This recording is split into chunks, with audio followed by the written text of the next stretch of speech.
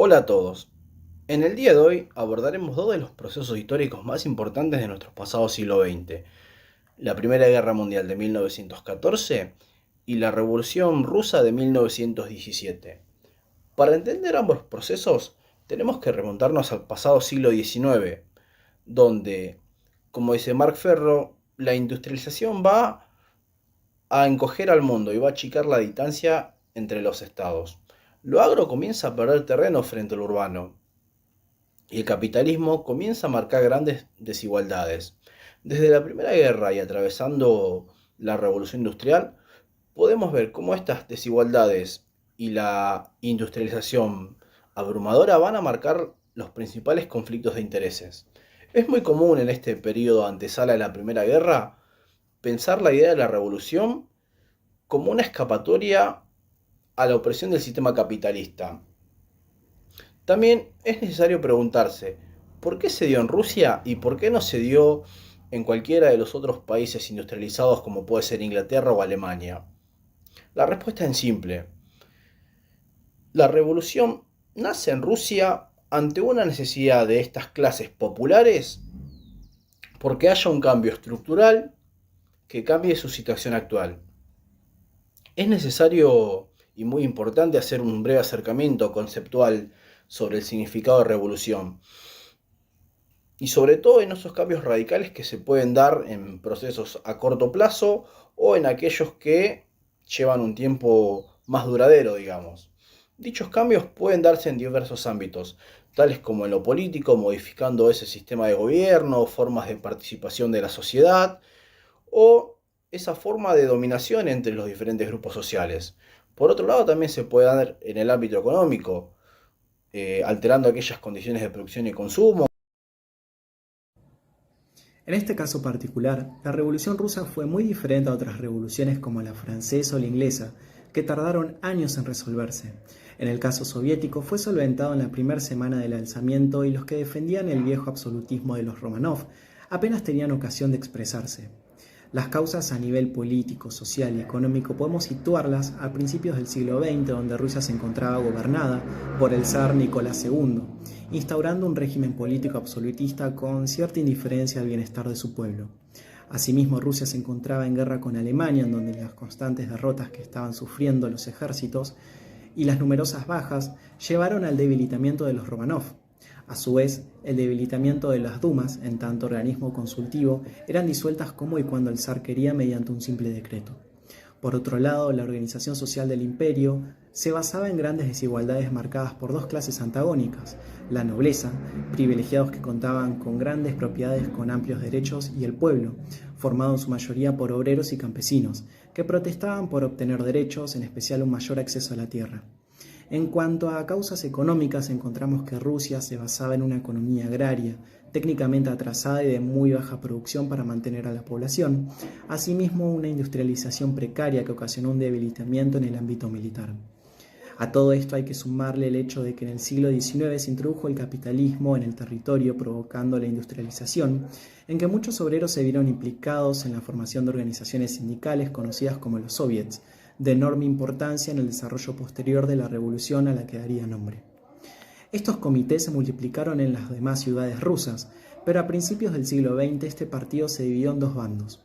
Por un lado, los mencheviques, cuyo líder sería Yuli Martov, recogió a la minoría socialista, dado que abogaba por la creación de un estado donde el grupo burgués tuviera gran importancia, al igual que el resto de Europa. Mientras que el otro bando se crearía el partido bolchevique, donde encontramos la famosa figura de Vladimir Lenin. Este partido fue el que recogió a la mayoría, dando que abogaba por crear un partido nuevo donde el proletariado tendría el poder. Asimismo, en 1904 la derrota ruso-japonesa en Manchuria y Corea no reafirmó ese sentimiento nacionalista que se esperaba. Al contrario, radicalizó la situación social. En 1905 estalló una doble revolución, popular y militar, donde los obreros de Petrogrado y su familia se manifestaron el 22 de enero, conocido como el Domingo Sangriento. Estos actores demandaban derechos políticos, sociales y que el zar sustituyera el gobierno autoritario por otro de base constitucional. El ejército zarista cargó sobre estos manifestantes provocando gran cantidad de muertes. A causa de esto, y todas las repercusiones que tuvo en el país durante 1905, el zar inició un régimen constitucional con algunas reformas de carácter liberal, como la creación de un parlamento donde el mismo zar tenía derecho a voto. Comenzó así un proceso paralelo, digamos, al de las revueltas burguesas del siglo XIX. El zar obstaculizó cuanto pudo este nuevo parlamento. De hecho, restringió el derecho al sufragio y dejó las riendas de gobierno en manos de Piotr Stolypin, un ministro cercano a él. Stolypin lo que hizo fue primeramente una reforma agraria para que aquellos campesinos pudieran salir de sus comunidades y acceder a tierras como propietarios privados. Muchos emigraron a las ciudades, engrosaron el proletariado urbano y estos nuevos propietarios, es decir, aquellos campesinos acomodados, destinaron sus tierras a la producción del comercio exterior. Sin embargo, con la muerte de Stolypin, el poder pasó a manos de Rasputin. Rasputin era un clérigo visionario muy cercano a Nicolás II, un clérigo visionario al cual la nobleza asesinó en 1916. Además, las continuas derrotas sufridas por Rusia durante la Primera Guerra Mundial, sobre todo durante los 2 primeros años, hizo que en Rusia se despertara un deseo de paz, de pan y de tierras. Pero el gobierno se resistió a firmar la paz y a capitular por separado de la Entente. Todo esto contribuyó a que a lo largo de 1917 Rusia experimentara un complicado proceso revolucionario que estalló en varias fases. La primera revolución en la que el gobierno zarista es derrocado y es instaurado un gobierno provisional, y la segunda revolución en la que este gobierno provisional es eliminado para establecer un gobierno comunista. La primera etapa es conocida como la Revolución de Febrero, cuando estalló la Primera Guerra Mundial en 1914 y donde Rusia participó en la guerra formando parte de la Triple Entente. Este hecho hizo que disminuyeran las producciones agrarias, lo que llevó a una carestía de productos y un alza en las manifestaciones, que confluyeron en varias revoluciones, una burguesa en el campo, otra socialista en las ciudades industriales y una tercera entre las nacionalidades no rusas que integraban el imperio. La sublevación popular y militar entonces comenzó el 23 de febrero en Petrogrado y obligó al zar Nicolás II a abandonar el poder. El 27 de febrero se desarrolló un poder denominado por Isaac Dovcher como bicefalio entre los soviets y el gobierno provisional, encabezado por el príncipe Lvov, para instalar la república liderada por Alejandro Kerensky. Pero debido a su propia naturaleza terminaría siendo algo transitorio, porque su gobierno carecía de poder entre los soldados, quienes no obedecían las órdenes del gobierno burgués, sin la conformidad de los soviets, que respondían a cada ley reformista con otra diferente. Cabe destacar que el soviets no tenía ningún título legal en que apoyar su autoridad, mientras que el gobierno provisional se veía respaldado por las clases medias y acomodadas. Sin embargo, carecía de capacidad de ejercer el poder de forma efectiva y solo podía ejercer sus funciones si el soviet colaboraba con ellos, aunque ambos tenían intereses diferentes. El 4 de abril, entonces, Lenin regresó a Petrogrado desde su exilio en Suiza. Al hacer público su tesis de abril, en donde proclamó la unidad de los obreros y campesinos, y dejó claras sus intenciones políticas de revolución bolchevique que instauraría la futura República de los Soviets, además de proponer no pactar con el gobierno burgués, rechazar la guerra imperialista y repartir las tierras entre los campesinos. De esta forma, Lenin apoyaba la abolición de la propiedad privada de los medios de producción, que era uno de los principios básicos del marxismo para ampliar las bases sociales del nuevo régimen. Mientras Lev Trotsky organizó un cuerpo militar, la Guardia Roja, que el 3 de julio dio un fallido golpe de Estado. La segunda etapa, conocida como la Revolución de Octubre, el socialdemócrata moderado Alexander Kerensky asume la presidencia del gobierno con la intención de instaurar una república parlamentaria que hiciera las reformas necesarias pero sin abandonar la guerra. Esto va a generar cierto desconcierto entre tanto la izquierda bolchevique como así también la derecha liberal. De hecho, en este periodo, Kerensky va a sufrir un golpe de Estado por parte de un sector del ejército cercano al zar. Golpe de Estado que va a resultar insuficiente, ¿no? Porque no va a dar efecto. Pero este golpe de Estado hará que Lenin se dé cuenta que la revolución tiene que ser social. El 25 de octubre, y ante una decisión de Kerensky de enviar más tropas al frente, Lenin se apodera, junto con ayuda de la Guardia Roja, del Palacio de Invierno de Petrogrado. Palacio Invierno, donde estaba reunido el gobierno provisional, y Lenin se apodera del gobierno. El 26 de octubre de 1917, los mencheviques y estos socios revolucionarios abandonaron el Congreso de los Soviets de todas las Rusias como una forma de protesta por el golpe de Estado realizado por Lenin. Lenin encabezó un gobierno revolucionario de comisarios del pueblo, un concepto que va a reemplazar o va a sustituir a este burgués ministro.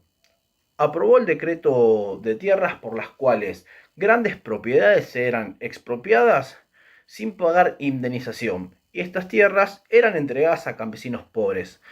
Asimismo, firmó con las potencias centrales un tratado de paz, el de Brest-Litovsk, donde cedió territorios polacos y armenios, entre otros, y renunció a Finlandia, Estonia y Letonia, marcando así el inicio de una nueva etapa de la URSS, una etapa que se desarrollaría durante todo el siglo XX y culminaría hasta su disolución en 1991. Habiendo visto algunos de los conflictos que atravesaron a la Rusia zarista, ahora pensemos qué ocurre en el resto de Europa previo a la Primera Guerra.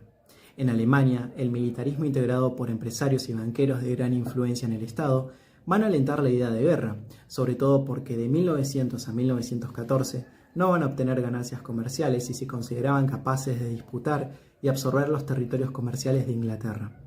En Austria-Hungría, la minoría veía la guerra como una oportunidad de ascenso social. Serbia, en cambio, tenía una situación más radicalizada. El imperialismo austríaco anexó Bosnia y terminó con los sueños de la Gran Serbia. En este contexto, el movimiento Mano Negra surgió como grupo terrorista contra el Imperio Austrohúngaro, sobre todo al verse en cierta forma protegido por Francia y Rusia. En Europa fue muy común ver resaltar el patriotismo y pensar que toda guerra es justa cuando es en defensa de la patria. De todas formas, los conflictos en la zona de los Balcanes tuvieron una carga histórica y cultural arraigada desde hace muchos siglos anteriores al presente conflicto. El inicio de la guerra había sido pensado de otra forma. De hecho, se imaginaba una guerra corta y rápida y sin Inglaterra participando. Sin embargo, las cosas se precipitaron y el asesinato del archiduque Francisco Fernando en Sarajevo sirvió de excusa inicial para el conflicto. Alemania, aliada de Austria, enviaría un ultimátum a Serbia, Francia y Rusia, protectoras de estas, que lo tomarían como una declaración de guerra. La guerra iniciaría con una movilización de Alemania hacia Bélgica y luego a Marne, en Francia, lugar donde el ejército del Kaiser sufriría una importante derrota frente a Francia. Ya con los bandos integrados, la Triple Entente, integrada por Inglaterra, Francia y Rusia, conseguiría algunos aliados. Por su parte, las potencias centrales de Alemania y Austria-Hungría harían lo mismo, sumando un importante aliado como fue el ejército otomano. Para este entonces la guerra había alcanzado dimensiones cuantitativas impensadas, sobre todo por la gran cantidad de jóvenes que veían en la guerra un espíritu liberador. La Primera Guerra consistió básicamente en un juego de estrategias, con embestidas a los puntos donde se concentraba la fuerza principal del enemigo. Por otro lado, la guerra estratégica se caracterizó por la aplicación de todo tipo de métodos de supervivencia y de ataque, como fue el caso de la trinchera. La artillería francesa, equiparando a la artillería ya conocida alemana, también fue un punto fuerte de la Primera Guerra Mundial. Es conveniente destacar el avance tecnológico de la industria bélica en este proceso. Sobre todo, resaltar esa capacidad de ataque incrementada con la llegada de los tanques, como así también con los aeroplanos y dirigibles, y por qué no con los submarinos alemanes, los cuales presentaban un poderío ofensivo muy importante. Con respecto a las formas en las que avanzó la guerra, Mark Ferro dirá que la forma indirecta para desmoralizar al enemigo fue muy importante y que la propaganda bélica fue un papel fundamental aquí.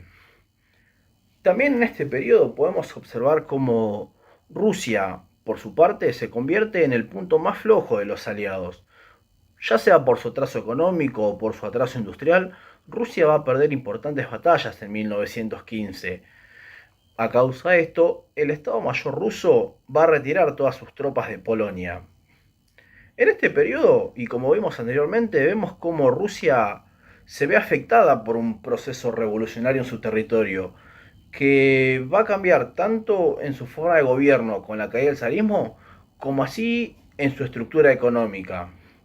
Además, esta retirada, digamos, de Rusia de la guerra va a terminar de afianzar la introducción de Estados Unidos a la guerra en favor de los aliados. Ya para 1918, con la guerra en su último tramo, impensado para ese entonces, ¿no? Vemos cómo los aliados empiezan a obtener importantes victorias, algunas en Palestina y Armenia, obligando a la retirada del ejército otomano, como así también en Francia con la recuperación de Saint-Michel. Muy importante esta recuperación de Saint-Michel por parte del ejército de Estados Unidos, ya que recuperar este punto estratégico permitirá llevar la guerra al territorio alemán. Por otro lado, en este último tramo de la guerra, Austria va a sufrir importantes derrotas, pero van a ser derrotas internas. Vemos cómo las movilizaciones sociales van a generar nuevos gobiernos y van a proclamar nuevas repúblicas en lo que sería la región de los Balcanes. Vemos cómo se proclama la República de Checoslovaquia, el Estado húngaro, como así también la República de Yugoslavia. Con la abdicación de Carlos I fue proclamada la República de Austria y vemos como el Kaiser Guillermo II pierde a su importante aliado. Finalmente el Kaiser abdica y Alemania queda en manos de un soviet, el Ratebeberjurgen. Ya sin el Kaiser, la cúpula del ejército aceptó las condiciones que proponían los aliados para el armisticio, los cuales consistían básicamente en el desarme alemán y en que estos retiraran sus tropas de todos aquellos territorios que Alemania había obtenido de Rusia tras la firma del Tratado de Paz del Brest-Litovsk. Al respecto, Eric Hobsbawm propone pensar una guerra sin vencedores, y es correcto acercarnos a esta idea. En primer lugar, porque los derrotados se precipitaron en procesos revolucionarios sin cerrar antes el tema de la guerra. En segundo lugar, porque los llamados vencedores quedaron en bancarrota por los altísimos costos de la guerra. A modo de cierre, entonces, logramos observar varios puntos en común, especialmente con la relación de una industrialización desigual para el desarrollo de ambos procesos. Tanto en la Rusia zarista como en el resto de los países, vemos como el factor desigual jugó como un agente opresor y la guerra o la revolución fueron pensadas como alternativas a este sistema. La revolución rusa al respecto tuvo importantes consecuencias, ya que supuso un cambio profundo dentro de la sociedad, tanto a nivel económico como a nivel cultural. La primera consecuencia evidente fue el derrocamiento del régimen zarista y de la dinastía de los Romanov, que llevaban siglos de opresión y de poder absolutista en el denominado Imperio Ruso. En su lugar se creó el primer Estado socialista del mundo, la Unión de las Repúblicas Socialistas Soviéticas. Esto supuso la adopción de las ideas socialistas y el desarrollo de otras ideas anarquistas y comunistas. También provocó algunas discrepancias acerca del camino a seguir tras la muerte de Lenin y luchas de poder entre dirigentes como Stalin, que pretendían consolidar la revolución en Rusia, y Trotsky, que buscaba una revolución a nivel general. En cualquier caso, la implantación del socialismo en la Unión Soviética era ya imparable. Tras la Revolución Rusa, la Unión Soviética se convirtió en una de las principales potencias económicas a nivel mundial, una posición que mantuvo hasta su disolución, entre otras cosas. La Unión Soviética fue fundamental para derrotar a Alemania en la Segunda Guerra Mundial y fue el país que pugnó con la supremacía mundial con Estados Unidos durante la Guerra Fría, significando la lucha entre el bloque capitalista y el bloque comunista. Otra de las consecuencias, en este caso inmediatas, que tuvo la Revolución Rusa fue la salida de la Unión Soviética de la Primera Guerra Mundial tras la firma del tratado con Alemania. También se produjo la adopción de nuevas políticas económicas que dotaba al campesino de mayor libertad para poder vender sus excedentes de su producción. Sin embargo, con la llegada de Stalin al poder, se aprobaron otras medidas encaminadas a la colectivización del trabajo, como la supresión del campesino u obrero individual y la prioridad absoluta de la industria pesada. Por otro lado, vemos cómo directa o indirectamente la guerra llegó a todo el mundo, generando importantes cambios en la estructura económica de los países. Finalmente, es de vital importancia las minorías y la idea de revolución. Tanto en la Rusia zarista de Nicolás II como en Austria-Hungría pudimos observar procesos revolucionarios antiimperialistas que surgieron en las clases populares y avanzaron sobre las primeras estructuras de los estados. Para finalizar, también es necesario entender que los problemas no se terminaron con la firma del Tratado de Versalles, que debido a las duras penas impuestas alimentó los conflictos en torno a la recuperación económica desigual y revanchista en Alemania, lo que condujo a la apertura de un nuevo conflicto a escala mundial en un futuro cercano.